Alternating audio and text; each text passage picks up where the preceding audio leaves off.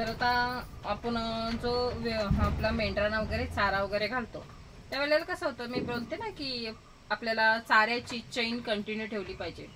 तर ही चेनचा काय होतंय माहिती का, ही जर चेन तुटली तर मग मात्र आपल्या जी मेंढरं आहेत त्यांना, आता समजा एखादा मुर्गा जर तुम्ही स्वतः करत असाल आणि कमी पडलं आणि तुम्ही तो मुर्गास घालायचा बंद केलात किंवा विकत आणून घातलात, तर त्याच्यात जो फरक येतो आपण जो स्वतः करतो तो म्हणजे कसं होतंय, त्याच्यात आपण स्वतःच्या निदर्शनात करतो त्यामुळे क्वालिटी चारा असतो.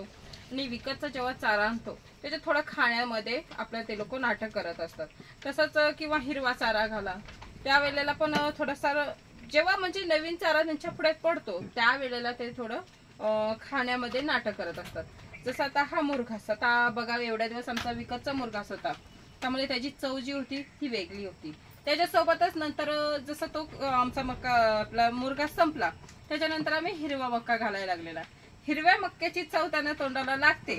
तर आता हिरवा मक्का, आता आपला जो पावसाळा आहे तो चालू झालेला आहे त्यामुळे आता आपला मुर्घास जो आहे तो आपण सुरुवात केलेली आहे टाकायला. पण जी टेस्ट आहे ती बदलत जाते ना. आता इथे माझ्या मागे बघू शकता इथं काय चाललंय, आता तुम्हाला दिसतंय की नाही काय माहित नाही. बघा हे सर्व काय, तर ही फक्त चॉकलेट पाहिजे आम्हाला त्याच्यासाठी चाललेलं आहे. आता हा आमचा भीमा बघा मागणं वडणी खातोय, कारण की वडणीतनं मी त्यांना खायला चॉकलेट आणते ना, खुराक आणते खपरी पॅन्ट, त्यामुळे ती वडणी खायची सुरुवात आहे. तर असं आहे की ही लहान मुलासारखे आपल्या मागे लागतात. आणि ह्यांचं नाटक म्हणजे काय होतंय की आता हा जो मुर्गास आम्ही घालायची सुरुवात केलेली आहे, मुर्गास एकदम क्वालिटी झालेला आहे. मुर्गास म्हणजे अगदी एकतर जाड तुकडे काहीच नाहीये. आपला जो आपण मुर्घास केलाय तो पण मी तुम्हाला दाखवते. तर हे बघा हा असा बारीक चुरा झालेला आहे, खायला मेंढरांना खूप चांगला आहे. आणि हा मुर्घास आपला मेगा स्वीटचा आहे. आता 2 दिवस झाले सुरुवात केलेली आहे ना घालायला, मग 2 ते 3 दिवस त्यांना अगदी सवय लागसपर्यंत थोडे नाटक करणार, थोडे ओरडणार की आम्हाला हे काय घातलंय म्हणून. तर 2 दिवसाच्या 3 दिवसाच्या नंतर मात्र पुन्हा ते खायची सुरुवात व्यवस्थित करणार, कारण की त्यांना त्याची चव समजलेली असते.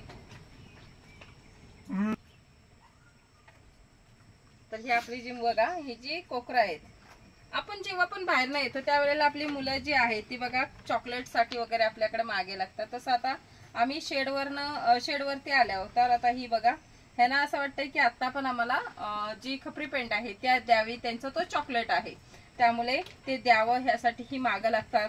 अंगावरती पाय वगैरे ठेवतात की आपल्याकडे लपून तर ठेवलेला नाहीये त्याच्यासाठी.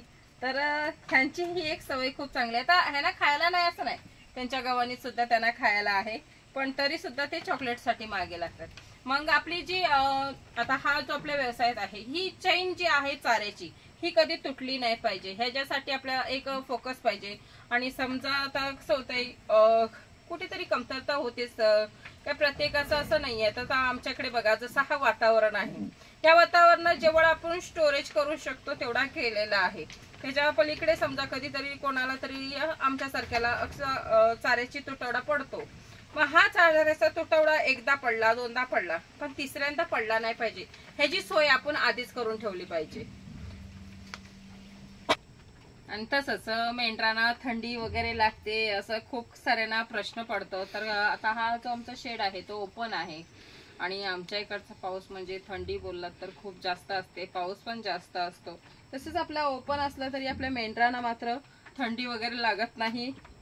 मोठ्यांना तर सोडून द्या, ह्या लहान कोकरांना सुद्धा थंडी लागत नाही. आणि काल तर आपण ह्यांना पूर्ण पावसात भिजवून आणलेलं आहे का, तर जसं पावसाला पण माहीत पडला पाहिजे म्हणून ह्यासाठी काल थोडंसं एन्जॉय करायसाठी त्यांना भिजून आणलेली. खूप एन्जॉय करत होती जेव्हा खाली सोडलेलं होतं भिजायला वगैरे, मज्जा केली. तरी पण येऊन थंडी वगैरे त्यांना असं काहीच लागलं नव्हतं. तर मेंढरांचा एक आहे की ह्यांना कुठलाही ऋतू असू दे त्याच्यात त्रास वगैरे असं काहीच होत नाही. आणि ह्या ज्या नारी सुवर्ण आहेत ह्यांना कितीही थंडी असली ना तरी पण थंडी वगैरे अशी लागत नाही, कारण की ह्या नारी सुवर्ण मुळात काटक असतात त्यामुळे. बाकीच्या दुसऱ्या त्या थंडावतात थोड्याफार, पण आपली ही लहान कोकरं सुद्धा थंडवत नाहीत. आणि ह्याच कारणासाठी जो आपला म्हणजे जी मेंढरं आहेत आपली त्यांची चेन जी तुटली नाही पाहिजे ती ह्याच्यासाठी. आता बघा हा जो मी मुर्गास घातलेला आहे त्यावेळेला आता आपण मुरघास घातलेला आहे, पण त्याच्या आधी आपण काय घालत होतो तर हिरवा चारा, आणि त्याच्या आधी काय घालत होतो विकतचा मुरघास घालत होतो. तर हे जे आता डिफरन्स येतात ह्याच्या चाऱ्यामध्ये, महत्वाचा तेच भाग आहे की ह्यांच्या चाऱ्यामध्ये जर समजा आपला चारा जर कुठेतरी हे झालं ढासळलं वगैरे चाऱ्याची चेन, तर मग ह्यांच्यावर पण परिणाम होतो. आणि जर समजा आपण क्वालिटी घालतच असेल तर काय होतंय की एक तर कंटिन्यू, आता आमच्याकडे जास्त म्हणजे माझा अभ्यास नाही हिरवा चारायचा, कारण की आमच्या इकडे हिरवा चारामध्ये फक्त मक्का आणि हा मेगा स्वीट वगैरे येतोय, त्यामुळे जास्त असं चाऱ्याचं नॉलेज नाही. पण एक आहे की हिरव्या चालायचा नाही, पण आता हा जो आपण मुरघास वगैरे घातलाय त्याचाच करून घातलेला आहे. तर हे दोनच चाऱ्याची व्हेरायटी आपल्याकडे चांगल्या प्रकारे येते, आणि ह्याचा आपण आता मुरघास करून स्टोरेज वगैरे केलाय. आता नाही बोलला तरी जानेवारी ते फेब्रुवारी पर्यंत मुरघास हा आपला चालणार आहे, आणि हा तेवसर आपल्याला काही प्रॉब्लेम येत नाही.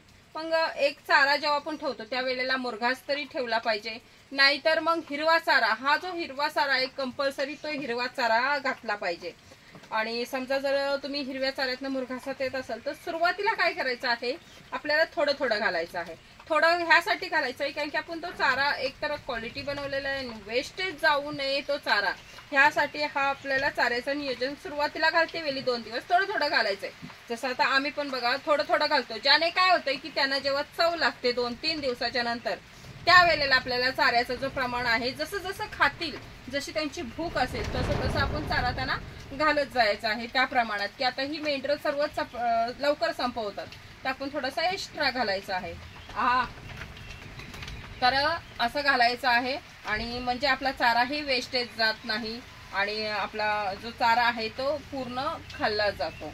तसंच आहे की एका दादाने कमेंट केलेली की जो आपला सुका चारा घालता व्हायला तर ते आतड्यानं वगैरे चिपकतो का, किंवा ह्यांना पचन व्हायला त्रास होतो का, तर असं काहीही होत नाही, ह्यांना कुठलाही त्रास होत नाही. आता दादा नाही बोलला तरी मी वर्ष झाला, 1 वर्ष तर पूर्ण सुका चारा घातला, आणि आता हा दुसरा 2nd वर्ष चालू आहे. तर ह्याही वर्षात काही प्रॉब्लेम आला नाही, त्या वर्षातही काहीच प्रॉब्लेम नाही. उलट ह्यांना पचायला वगैरे खूप सोपं जातं. रवत करायला जो जास्त टाइम लागतो तिथं कमी प्रमाणात टाइम लागतो. खाण्याची जी स्पीड आहे ती खूप फास्टमध्ये खातात, आणि बारीक असल्यामुळे तर ना जो रवत वगैरे करायला वगैरे टाइम जास्त लागतो तो कमी प्रमाणात लागतो. त्यामुळे ना पचायला पण सोपं आहे, पोटफुगी पण होत नाही, काहीही प्रॉब्लेम येत नाही. त्याचा उलट जो बारीक आता आम्ही भुसा करतोय ना त्याचा रिझल्ट मात्र खूप चांगला येतोय. यासाठी सांगते की जी चाऱ्याची चैन आहे ती मात्र तुटली नाही पाहिजे, कारण की चाऱ्याची चैन तुटली की ह्याला थोडं डिस्टर्ब होतं. ते म्हणजे कसं होतं, आता बघा मक्याची जी हिरव्या मक्याची आपली सवय लागलेली ती आता थोडीशी बघा इकडे तिकडे फिरतायत. जर समजा तोच असता तर ती सर्व व्यवस्थित प्रमाणे एकत्रच खायला सुरुवात केली असती. आता कोणाला थोडंसं नाटक करायची सुरुवात आता केलेली आहे, पण असू दे. आपला जो हा मुरघास आहे तो अजून 2-3 दिवसानंतर मात्र मी तुम्हाला दाखवेनच की ते स्पीडने खात आहेत, कारण की त्याच्यानंतर त्याने ती चव येणार आहे. पण प्रत्येकाने एकच जो चारा आहे आपला कुठलाही असू दे, मग तुम्ही मुरघास हिरवा चारा तो कंटिन्यू घालत राहा. आणि समजा जरी बदली केला तरी टेन्शन घेऊ नका की आपला आता समजा मी म्हणेल हिरवा चारा तर हिरवाच कुठनं घालायचा, तर असाही प्रॉब्लेम येतो की कुठे कुठे हिरवा नसतो कंटिन्यू. त्यामुळे आपण मुरघास जो करतो तो सर्वात भारी असतो त्यांच्यासाठी. पण 2-3 दिवस हे नाटक करणारच, आणि त्या नाटकात करतेवेळी आपण कमी चारा घालायचा आहे आपला वाया जायला नको म्हणून. तर त्याच्यानंतर 2-3 दिवसाच्या नंतर मात्र ते पुन्हा जो चारा आपल्या पुढे देतोय तो खायची सुरुवात करतात.